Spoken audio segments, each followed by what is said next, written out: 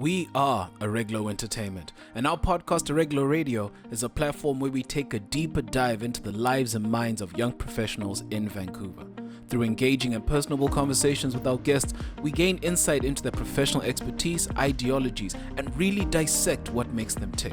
Our guests come from a wide spectrum of professions, from accountants to makeup artists, musicians to entrepreneurs. We aim to really understand and showcase what drives the next generation of business, social, and community leaders. We believe that providing a more relaxed atmosphere that feels like home, coupled with some light banter, presents the opportunity for better conversations that don't feel staged. Arreglo Entertainment is a group of former international students looking to fully understand Vancouver, its people, and culture. And coming from this perspective, we believe that we are uniquely capable of having these in-depth exploratory conversations. So, what's going on, good people? Welcome back to Arreglo Radio, and this is episode 5 of season 2. And joining us today, digitally, it's a slightly different episode this week, is the one, the only Aaron Rodriguez. What's going on, brother? Thank you, man. I appreciate it. Probably not the only Aaron Rodriguez, but yeah, maybe in Vancouver. No. You are the Aaron Rodriguez. You don't tell yourself like that, fam. We are all about positivity around you. I appreciate it, man. No, I'm doing well. Thank you for having me. And I'm excited to see what the episode's going to be about. Yeah, for sure. So, let's start off the conversation with you. Like, who is Aaron Rodriguez? Yeah, so I like to consider myself a creative in the sense of being multidisciplinary in different kind of aspects of the quote unquote creative space or industry, or whatever word you want to use to describe that. And what I mean by that is I have my own podcast as well, but I also do a lot of photography and videography work with clients around kind of the Lower Mainland and different organizations and stuff like that. And that's really how I got started in the creative space. And aside of that as well, I like to copyright. So I like to write blogs. I'm really into writing. And that's another main reason why I got into this space. So really, I think I like to consider myself, at least this is how it is on my website, content creator, podcast host, and lover of all things marketing. So if that's kind of my tagline, I think that'd be the best way to describe myself. All things marketing. Sure. So you're like a low key, like the Wolf of Wall Street type of like marketing guru. It's like, you know. I don't know about that. I'm definitely not selling any courses or anything. But I just love the I guess the field and everything like that. I mean, for myself per se, I didn't go to school for that kind of thing, so I had to learn all my marketing stuff and all the stuff that I do today, you know, both full time and in my own things, all was self-taught and through trial and error. So that's kind of why I love the space. And at the end of the day, marketing is telling, you know, either your story or people's stories or a brand story. And I'm a big fan of storytelling. So that's also why I really enjoy that space and why I got so interested in to begin with. That's actually really fascinating. So let's just dive into that a little bit here. So how did you get started, like getting into marketing? Like, when was your aha moment? You're like, you know what, low key, I want to sell Pepsi cans on the low. You know what I mean? Yeah. No, that's a good question. Probably my aha moment. I don't know if it was like it was a bit of a collection of moments, really, at least how I remember it. This was about 3 years ago now. 2019, no, wait, 3 years ago. Yeah, 2018. I just transferred into a different program at school, and it was still different from my original studies, but not marketing. It was kinesiology. So I thought that was going to be kind of my career choice. But it was probably not until halfway into my first year of being now a kin student or a kin major was that this also isn't for me, at least something that I want to do, you know, as my 9 to 5 or for the rest of my life. So I actually picked up a lot of different books and started talking with people that, you know, were either studying marketing or had their own kind of side projects or side hustles at the time. And I kind of got into this world of like, there's more to it than just, you know, school and, you know, living that linear path, which is not a bad path to live in, but I felt like there was a little bit something more that I wanted to do, at least personally. So I actually picked up a Gary Vee book that recommended by a friend of mine. And the book was called Crushing It. It was actually his second one. from the Crushing It series, I guess. And essentially, TLDR, for people who haven't read that book or don't know anything about Gary Vee, he's very outspoken when it comes to following your craft and you know, being able to chase that dream. And you know, there's sometimes a lot of fluff to it, but I think at the core of it, the message stands. And it stood with me, and I actually finished the book, I think, in like 3 or 4 days. I couldn't put it down. And essentially what I really enjoyed and what I took from it is that I needed to find out what drove Aaron, you know, what was my driver, what I wanted to do with my life, and how I wanted to impact the world in a different way than just, you know, what I was doing currently. So long story short, that was kind of my aha moment, that there's more to it. In terms of specifically marketing, it wasn't probably later down where I found out like what's the best way to be able to share other people's stories and being able to create that storytelling through my brand. And that's when I kind of started diving a little bit more into, you know, how do you market yourself? How do you market a brand? How do you connect with people? How do you close clients and stuff like that? So it was probably, I would say, start off with Gary Vee, but it was accumulation of different things and different aspects of my life coming together. So I'd like to think that for the last, you know, over 3 years now, I've definitely got a lot to learn still, but for someone who didn't go to school with it and has no, you know, traditional business background, I'm quite happy with where I'm at right now. Okay, so like, has that been a challenge though? Because I would imagine that there are some people that are more like on paper established, Right. marketers that might look down on someone that doesn't have the requisite credentials, right? Right. Like, it's like, what kind of prejudice have you actually had to face? To be honest, not a lot. I've definitely had a couple of, I wouldn't call it prejudice, but a bit of shocking moments where, you know, I sit down with people and, you know, similar to how we're having this conversation today, and I'm sharing my story, or people go on like my LinkedIn or my Instagram, and, you know, the first thing that they ask is like, oh, you probably went to solder, or you went to business school, whatever. And then I'm telling them like, let's be honest. Yeah, right. And yeah, that's kind of the persona, I guess, that you could say that I give off. But I always give them a shot. I always ask them, like, take a guess what I studied. It wasn't business. And, you know, I get arts, science, engineering, whatever. But the last thing that they'll ever guess is like kinesiology, right? So, because usually, at least from my experience, like my class, my cohort that graduated, is people who are studying kinesiology are really wanting to go into physio, occupational therapy, potentially med school, right? There are people there that are really gunning for that, are really passionate about that. I don't want to word it like this, but kinesiology is not usually the degree you go for if you just want to go to school, right? You usually, you know, exactly. You kind of maybe go for more general studies or more general classes and stuff like that, and not be as specific. But no, I haven't really faced any prejudice. I think if anything, I've gotten a little bit more of an upper hand, really, because again, all my experience is actual tangible experience that I can show. And things that I can actually show in a portfolio, in an interview, or when I'm, you know, trying to work with other clients, like, this is the work that I've done, instead of just saying, yeah, I graduated from X school.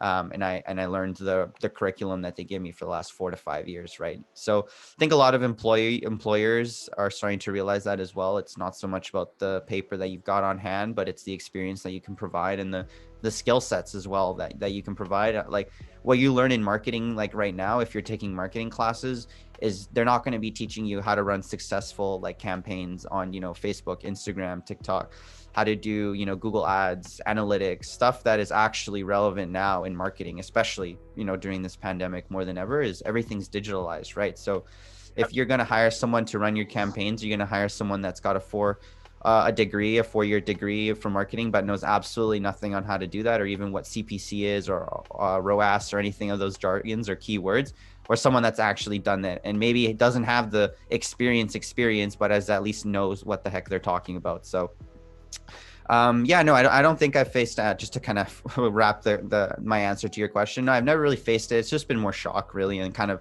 similar to what you've asked me, like, how did I get involved with it? But it's never been like, what are you doing here? Like, you're weird, that kind of stuff. No, I've never faced anything like that, thankfully. Well, that's good then, because I mean, I would imagine that in certain sectors, like there's an air of superiority with the people that have like the traditional like 4-year degree, and right.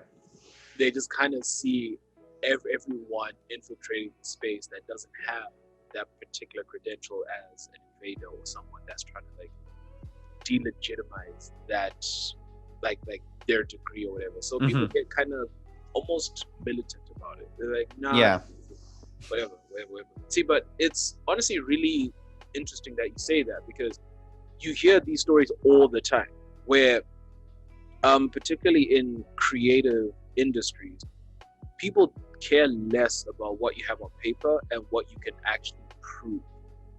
But then in the back of my mind, then like I have to then wonder, like, isn't there a risk of being lowballed when it comes to compensation for your work, because you don't have the paperwork to say, like, I spent X amount of dollars on a degree, so I'm gonna like justify charging like Y amount of dollars because I spent this on a degree. Like, is that something that you face, or is that just me just dreaming about? You know what I mean? No, and it's a fair kind of it's a fair question, and one that I think a lot of people think of as well. Like, if I don't have the the credentials, then I'm not going to be compensated fairly or appropriately. I haven't really faced any of that. Again, it's been mostly like, if I'm going to someone and saying like, hey, I'm going to run we want to run a campaign for, let's say, like a new food item that you're releasing for the summer, like a food special or summer special. We're going to run a campaign for that, 2-for-1. I don't, the experiences that I've had, it hasn't really been like, what are your credentials in the sense of like, where did you go to school? It's more like, what other campaigns have you run successfully that are similar to what I'm asking for you to do, right? In my 3 years, no one's ever asked me like, did you graduate from, a business school or something like that? It's always been like, what can you show me? What are the works that you've actually completed? And that you personally have done, right, as well, within the field that you're trying to potentially work in. So as for compensation fairly, I don't think it really matters. Is like, if I have a marketing degree, kinesiology degree, a medical degree, whatever degree I might have or don't have a degree at all for that matter, if I can produce the content, or if I can produce the output that you're trying to get out of, I think that's where the compensation comes in, right? And it's also establishing yourself and being confident. And I think that also comes with time, and that's definitely something that at the beginning of my career, I use that term very loosely, that I definitely struggled with, where I'm like coming from not only no experience but no like background to even say like, oh, at least I studied it, right? So that was where it was definitely a little bit harder to kind of get the ball rolling. But now I'm more than confident to know my worth in terms of who I am as a creative, and be like, that's not worth my time, or that's worth my time, or I can do this, I can do that. And I've got the portfolio to showcase that. I'm not afraid if clients ask like, what have you done? I'm like, this is what I've done. So would you then agree then that when it comes to finding your way in any sort of like creative career, be it like marketing or like photography and everything else like that, do you think it's more valuable like to start young and just build up your portfolio, or like go to a traditional university or college and get the credential? Like, which one translates better in the real world? Because here's the truth, like, most unis and most colleges are going to give you a fat sales pitch. They're going to be like, hey, look, yo, fam, if you want this job in this sector making like between this and this amount of money every year, you need to join our program, or like you need this particular credential. But as someone that's actually in the space, like, do you think it's all hype, or is there some truth to it? Yeah, I think for creatives, like if we're talking specifically the creative space, so what I mean by that is any photographers, videographers, website designers, everything along those lines. I think obviously it probably expands further than that, and I'm missing a couple of things. But if we're talking specifically the creative space, I don't personally think that a degree is going to make or break your career, purely in the sense of the education aspect of things.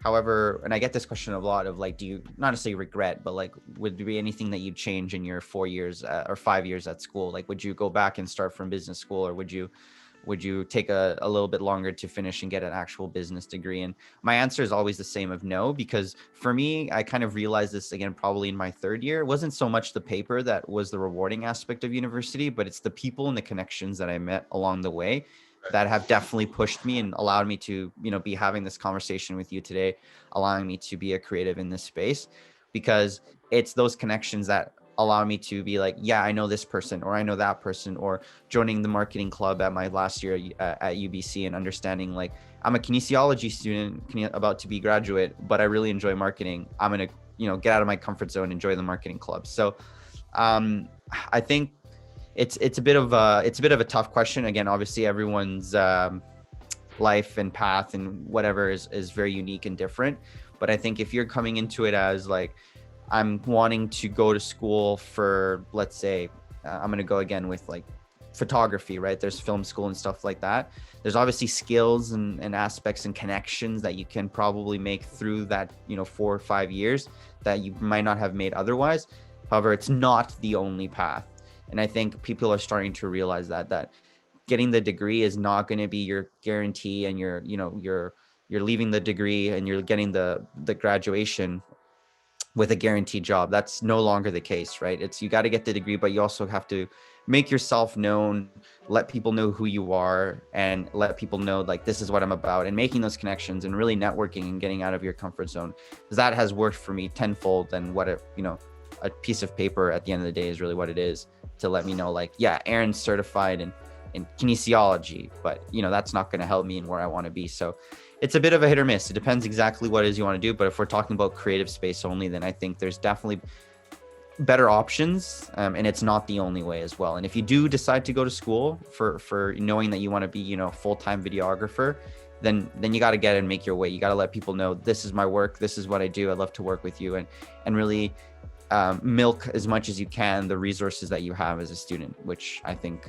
I did to the best of my ability, that some students unfortunately don't. That's awesome. So just to quickly pivot, yeah. Let's talk about your podcast. Yeah, for sure. What's the story behind that? Yeah, so the podcast was a branch of so I'll give some context to it. So 2018, again, kind of when I started getting involved in, the creative space, marketing space, I created this brand called Beneath Vancouver that essentially was a platform for locals, entrepreneurs, creatives, etc., to share their story. At the time was just a website. And being able to do that in written content form. So that's really how I started in terms of getting my name out there and really networking even more with people. That evolved into photo and video work with, again, businesses, etc. And then that kind of transformed into as well a podcast in 2018. And I was just like, I'm doing written content, I'm doing visual content. I also now to do audio content. And at the time in 2018, podcasts were definitely not as mainstream as they are now, and definitely not as popular. So it was kind of like starting young and starting early into what seemed to be at the time this trend of towards, the love of podcasts. So I'm really happy that I started in 2018. So the podcast was essentially just an audio version of the blogs and an audio version of the conversations that I already was having with these people. Now, just instead of writing them down manually on my, pen and paper and writing it down after that night, was actually just being recorded through audio. Used to do these in person as well. And then just being able to produce that style of content for people who might just be interested in audio only. So I was really giving my audience different options to consume kind of Beneath Vancouver content. You can either do photo, video, written, or audio. I think I covered pretty much the entire gambit there when it comes to all forms of content. But so that's kind of the podcast. And obviously once COVID hit, most of my work with these businesses kind of went to a halt.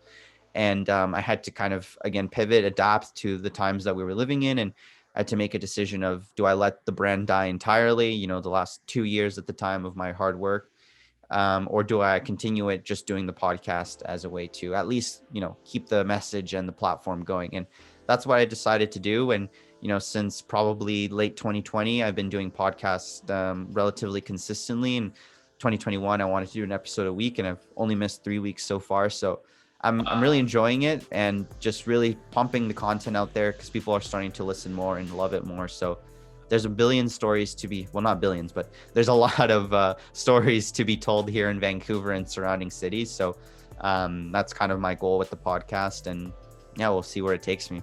Absolutely. So like when it comes to the inspiration for it, because you've mentioned that you just want to share the city's story, but not the story that's been told and retold, like Vancouver destination city, and that, like, yeah, a whole lot of movies there. That's pretty much, you know what I mean? But it's like, so what inspired you to say, no, like, I'm going to actively seek out interesting people and have these conversations with them? Like, what pushed you? Like, did you notice that there was a niche within the fabric of the city that hadn't been filled in terms of like awareness? Or were you like, I want to like create like a place where people can get to know the city beyond where they live, or like where they go out, or like their favorite like bar or restaurant, whatever? Like, yeah.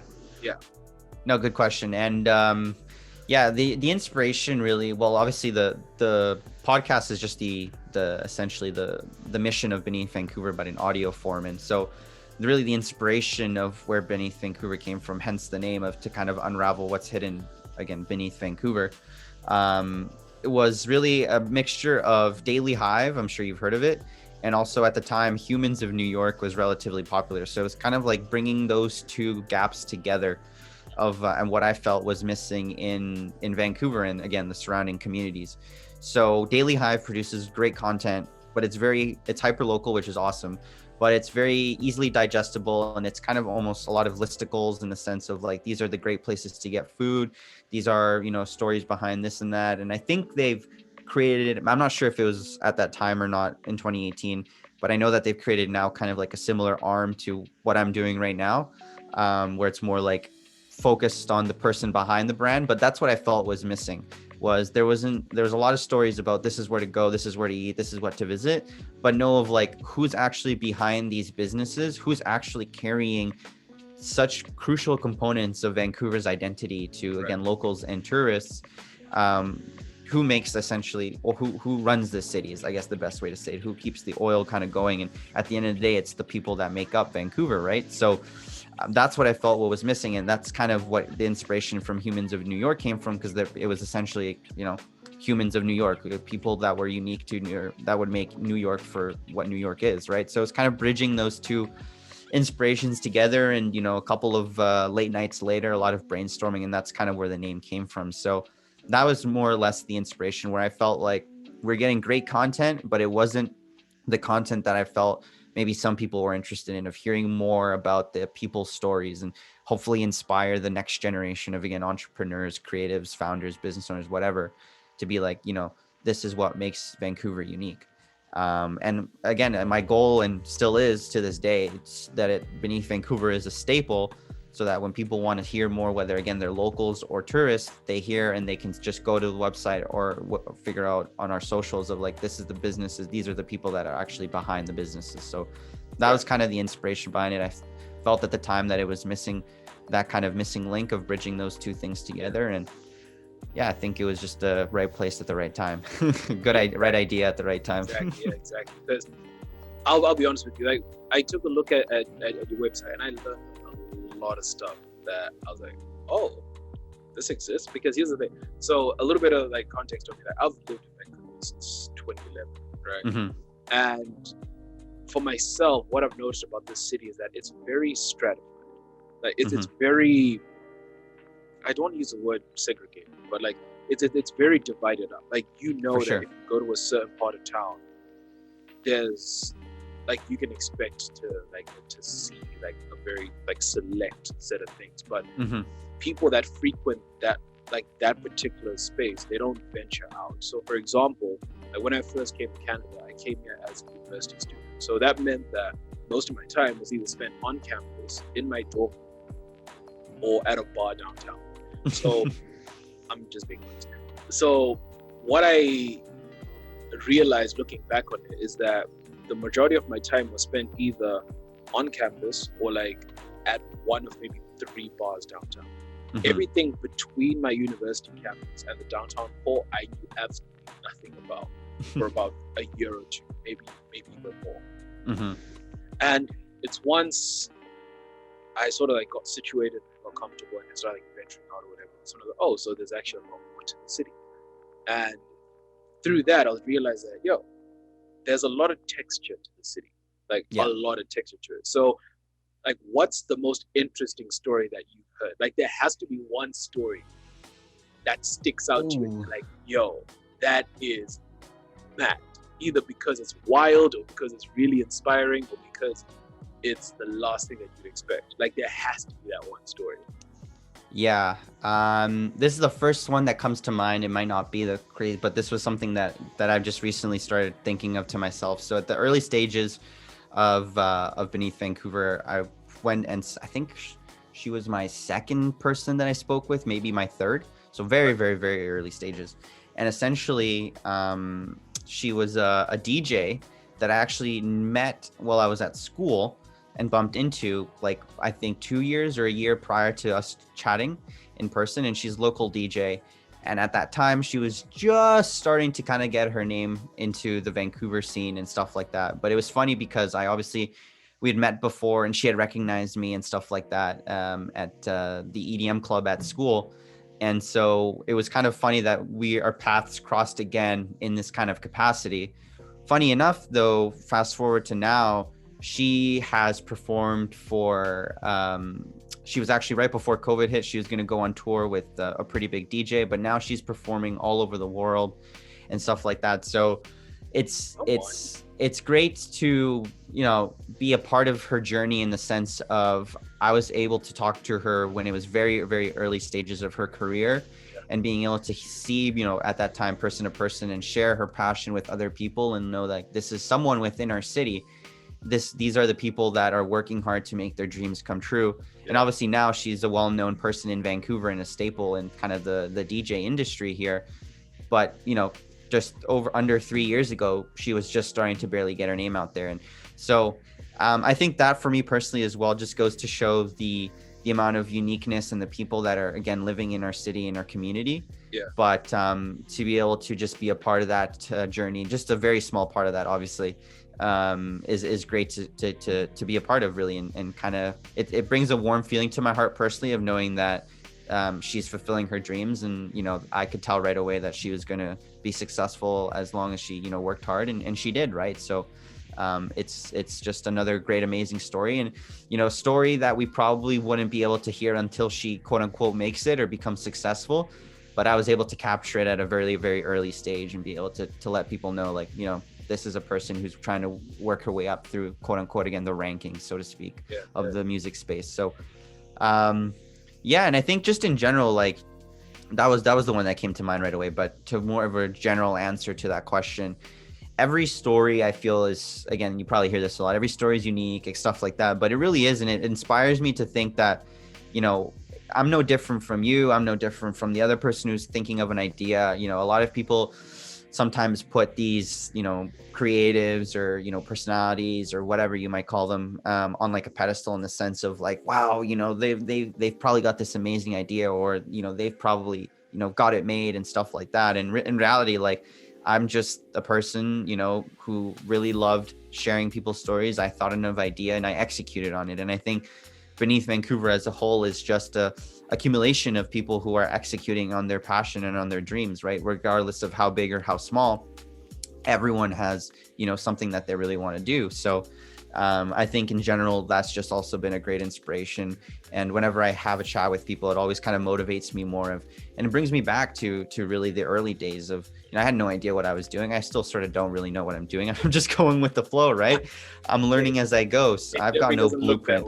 Like, I'll be honest with you, it does not look that way. Like, from the outside looking in, it looks like, yo, man, like, Aaron's done. He knows exactly what he's doing.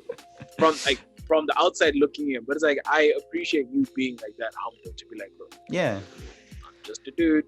I'm just the dude. Exactly, doing what I love and sharing what I love. And I think as well, just to kind of quickly go on a side tangent here, is a lot of the times we see like creators, and I know I sometimes suffer with this as well, is like compare myself to people who are a lot more established and, who are doing, even from the outside, even bigger things, and are collaborating with bigger brands, bigger companies, etc.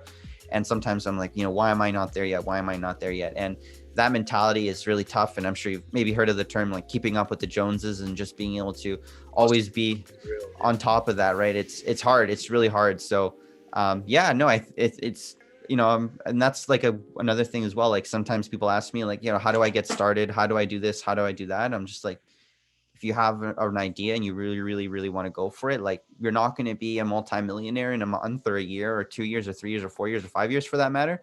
Like, don't expect, because also, unfortunately, a lot of the creative world now, especially has a connotation of like a lot of people are in it for the monetary reasons, and you can kind of tell as well, like when people are here for maybe just the quick buck potentially, or selling a quick course and probably never appearing again. And so for me, it's always been the good old marketing term LTV, long-term value. I'm gonna throw that out there. Write that down if you want to take notes. Trust me, I've been taking notes this entire session. I've been taking a whole lot of notes. I'm like, man's just dropping just.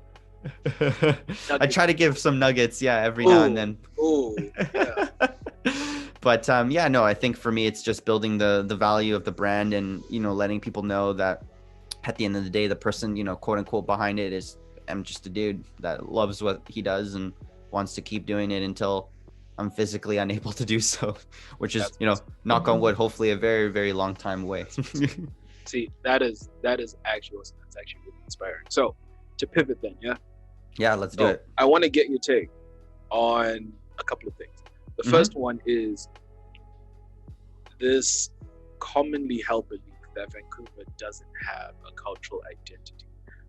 So the reason why I want to get your take on it is because you are so well connected with different individuals from different backgrounds, like different like languages, cultures, and all sorts of stuff based in the city. Like, do you think that's true? Is there any merit to it, or is it just people that just look at the surface and they're like, Vancouver's a discount Seattle, dead. Then they just move on. Right. I've never actually heard that, discount Seattle. It's tough. I think personally, like, Vancouver is that city where if someone's coming in and has no idea what to expect, they're gonna see a couple of things. They're gonna see a lot of nature, a lot of mountains, a lot of great scenery, and that aspect. I think when it comes to those kind of things, that's what Vancouver really steals the show for. When it comes to more the people in itself, I'd hate to admit it, but I think I'm also sharing the same sentiment that you've had, where it's a little kind of divided, or again, I'm not sure what the best word is here, but in different areas of Vancouver in general, you kind of, again, see certain kind of like, how do I say, people, I guess the best way, I'm trying to be as politically correct when it comes to these kind of things, but it's, when you're coming to Vancouver as a tourist, you're probably going to visit downtown Vancouver, and downtown Vancouver is great. I think there's a lot of different, again, cultures and different cuisines and everything like that, and you're exposed to a lot of different things, but that's not Vancouver. There's so much more to it. There's, East Van, South Van, North Van, West Van. Like, a lot of people, when they come, they just want to see the core. Right? They probably want to see the steam clock that I think is not even operating functionally. But that's a different story. Special opinion, quite frankly, I think it's not worth the hype. It's not. I mean, it really isn't. I'll be real. It's like, it's not worth the hype, because I look at it and I'm like, with dings every hour. Yeah. And that's like a little bit of steam. This is like, oh, this is a ding. They take your selfie and everything. And yeah, the last time I was there, or that I saw the clock, was in late December, and it wasn't even operating properly. It had the wrong time. So hopefully they fixed it by now, a couple months later. But I think it's also not even just in Vancouver, like the suburb Vancouver. And for those who might be listening outside of actually living in Vancouver or surrounding communities, like, we have also amazing communities within surrounding suburbs, such as Richmond, such as Burnaby, Surrey, Delta, like all these other kind of cultures and again, ways of life and people and things to experience outside of the core of what people consider, downtown Vancouver. Because, at the end of the day, the way that tourism works, and I'm sure, I'm not sure if you're aware, but like, we get a lot of cruise ship in downtown Vancouver every summer, right? Obviously right now, because of COVID, not a lot. We get an astounding amount of traffic through cruise ship passengers, and they're not going to be going to the other surrounding suburbs and other surrounding cities. They're going to stick to downtown Vancouver, because that's what they're told that is the best experience best way to experience Vancouver. Right. And you just get a tip of the iceberg, I feel, is the best way to describe it. So I think, to answer your question, there is the Vancouver that's from a tourism perspective, and then there's the Vancouver of like someone who's actually lived here for a while and knows that, yes, downtown Vancouver is somewhat of a good snapshot, but it's not the entire picture, and there's way more to experience. And again, one of the main reasons why I started Beneath Vancouver was you get a lot of this content again from potentially people who want to come visit, and they just see the downtown Vancouver, the must go places, but they don't actually know the people behind it and surrounding cities. That's only like maybe a 20-minute SkyTrain ride away that you'll get to experience so much more, right? So yeah, I think in general it's similar, again, not even just in Vancouver, but I'm sure in other cities as well that are kind of like the hot spots, right, for tourism. So I think sometimes Vancouver gets cut short a little bit, and other surrounding cities and other areas don't get as much hype or love as they deserve, because they're not, unfortunately, part in that downtown core. That actually makes a whole lot of sense. So, all right. So hypothetically, right? Hypothetically, I'm a tourist and I'm here for a week. Okay. And I'm like, yo, Aaron, show me around the real Vancouver. Where are we going? Well, I'd have to ask what your interests are first. And if you love food, then we're set for the entire week, because I feel like there's a non-stop option of food here. And from what I've heard, I'm not making this claim myself, but we have the best sushi next to Japan. So yeah, I'm not, again, that's what I've heard. I'm not making this claim, so I don't want to hear any comments out there of, Aaron, you're crazy, this guy's nuts. That's what I've heard. We've got the best outside Japan. Obviously they take the cake. That we've got the best sushi that the West Coast can offer. So definitely go for a couple of food runs, but I think as well, just understanding how it is you want to explore. And I think it depends, just to kind of shift the question a little bit, is also the type of tourist. I know for some people, for them, just being able to explore downtown Vancouver will be more than enough, right? That fulfills their needs. They'll get their souvenir, their little magnet on the fridge and their keychain, and boom, boom, boom, we'll call it a day. I visited Vancouver. Now, if you got a week and you want to maybe explore further than that, I'm taking you to, first of all, we'll start off in Vancouver, but I'm taking you to Richmond, especially if you're a food lover of Asian cuisine. There is an abundance of food here in Richmond, and there's pretty much a variety of everything that you like. Korean barbecue, hot pot, sushi, Vietnamese food, Malaysian food, Thai, like we've got everything. Like you literally, there's no excuse. Like it's so hard when people say like, what do you want to eat? And you're in Richmond, you're like, I don't know. There's just too many options, and usually end up going to the same spot for that you've been going for the last couple of years, and you don't actually get to experience the other stuff. But also just going for a walk, like get out of the core and just explore the side streets, explore all the amazing stuff. I know I'm not too sure where exactly, which is kind of crappy that I don't know, but like there's a street in like Vancouver area where it's like that beautiful backdrop on the murals and everything like that. I know that a lot of people take pictures there. I think it's on Main, somewhere on Main. I could be wrong. Maybe someone who's listening can help us out with that, but just explore, like get out of the core, get out of the downtown, the hustle and bustle area where again it's the quote unquote tourist trap, and just explore the different aspects of the amazing things that Vancouver has to offer. And you can go West Van if you really want to go to the beach, and explore UBC. That's like a city in itself almost, right? I think that's a very unique, exactly, that's a unique selling point there. So there's so many things, and I just take you on this journey of being able to realize that, Vancouver is not just the wonderful skyline that we have in Stanley Park and everything like that. Don't get me wrong, it's beautiful, but there's so much more to it. And I'd probably take them as well to a couple of the businesses that I've collaborated with and worked with, and give them some local love and let them know like, hey, this is a spot. If you bring your friends, you're going to look like a local if you bring them here, right? So there's so much to do here, and it's just an ability to get out of that area there and just go a couple of blocks north, a couple of blocks east, southwest. You'll find a lot that you'll probably enjoy too.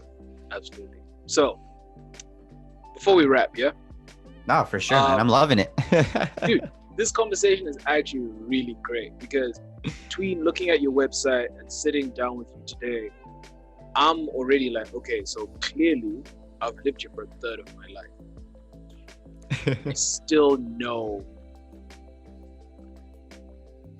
barely anything about it. You know what I mean? Like, so there's a lot more to it, yeah. Dude, like low key, I feel like proper embarrassed. I'm like, I should do that. Like, I really should. But I think it's just easy to fall into like patterns, right? Mm-hmm. You're like, look, I have my favorite bar, I've got my favorite like 3, maybe 4 restaurants, if that. Mm-hmm.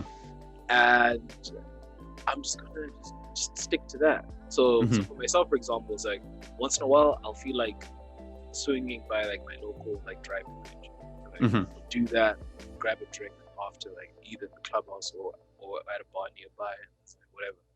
Right. Then like pre-pandemic, I have my bars selected out, but partially because not a lot of places play hip hop for reasons that we're not gonna get into. But it's like I had like a very like set sort of like this is where I'm going. Yeah, this is the spot. Yeah, exactly. So just chatting to you, I can really feel myself like mentally thinking, okay, I need to explore Richmond more because I like food. Oh yeah, as do I. Like food. No. Like I inhale food. Like I'm not kidding. If you put a chicken teriyaki bowl in front of you and like you walk away for 3 minutes and you come back, half of that's gone. Like half of it in 3 minutes. It's like I'm a bit like, it's actually a problem. But yeah, so before we wrap, are there any like words of wisdom that you would just like to drop? Wow. Words of wisdom. I would say for sure, and you probably hear this a lot, and it's probably a bit of a cop-out, but I think for me personally, my experiences and how I've been able to get to where I am, it's been a huge aspect of my life. And that's like, don't let certain things define who you are. And this can either be, like your parents, friends, family, strangers. There's definitely been times I remember in the earlier stages where a lot of my even good friends or people that, I thought would support me 100% were kind of like questioning, what is this? Like, what are you doing? Why are you wasting your time?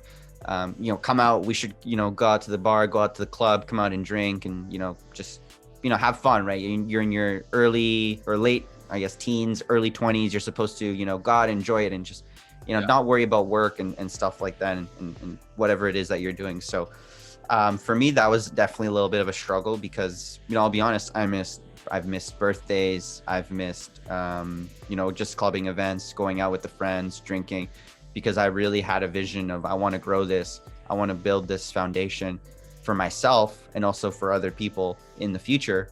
And so if I had just let those words of not so much encouragement, but, just being able to be like, just drop it. It's not going to work anyways. Don't waste your time. Then obviously wouldn't be here chatting with you today. So I think it's a matter of understanding, again, who you are as a person and what you're trying to achieve and really just putting your head down and going for it. And just letting people, or don't let people define you. And, if I had let my kinesiology degree kind of define me and say like, what am I doing? Like, and I've definitely had those moments of like second guessing myself and imposter syndrome of, I'm a kin major. I never went to school with it. How am I, working in a marketing job, or how am I involved in marketing and content creation? So it's a matter of staying true to yourself, understanding your why as well. That's always the main reason why I go back to why I continue to do what I do, is understanding my why. Like, my why is to share people's stories, is to give back to the community. And at the end of the day, I'm not here for just myself. It's bigger than myself, right? This is a project, a brand that's beyond just Aaron. It's for everyone in the city and communities around it. So as long as I know that and I understand my why, then I think I'll be good to go, and nothing, nothing can stop me, right? So all the way up. All the way up. There you go. I was hoping you'd finish it up. All the way up. All the way up. Exactly. That is awesome. That is, yeah, you're right. Because in life, at least like from what I've sort of been through, you are always going to have external influences trying to like push you in one direction or the other. And it's easy to yield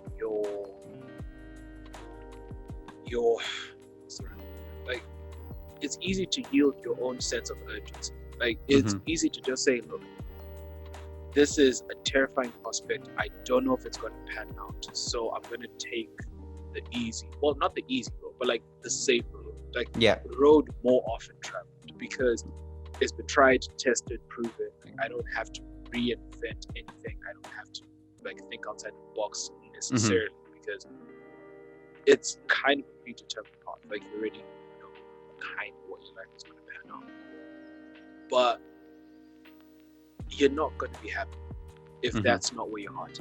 So just making a conscious decision to say, look, if this is where my heart and my mind want to go, but this is where life is telling me to go, you're going to hit that crossroad and say, I can either go left and take a massive gamble, or I can turn right and just go let where it's at. Because, whatever. So honestly, kudos to you for turning left instead of right, because it could have been easy as someone with the kin degree to say, you know what, I'm just going to go into like physiotherapy and open up a private practice and just do that for like 10, 15 years, like make like decent money and just live a decently comfortable life. But it's like, you're like, no, I'm going to do something that I actually care about. And that's inspiring. Best turn I ever took. Best left turn I ever took. That's good, because a lot of left turns go left, if you know what I mean. You know what I mean? All right, brother. All right, brother. So before we let you go, fam, where can we find you? Yeah, so if people want to connect and reach with me, you can, my Instagram is @AaronRodC. You can link with me there. You can shoot me an email at the www.beneathvancouver.com website. You can contact me there as well. But yeah, my door's always open if people want to chat about anything, really.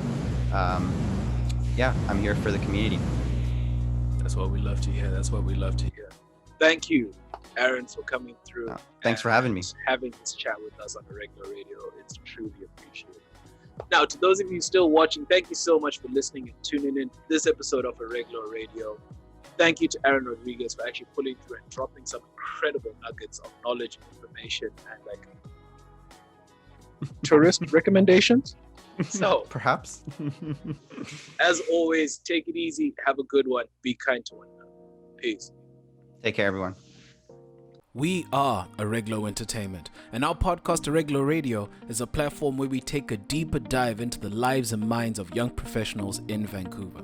Through engaging and personable conversations with our guests, we gain insight into their professional expertise, ideologies, and really dissect what makes them tick.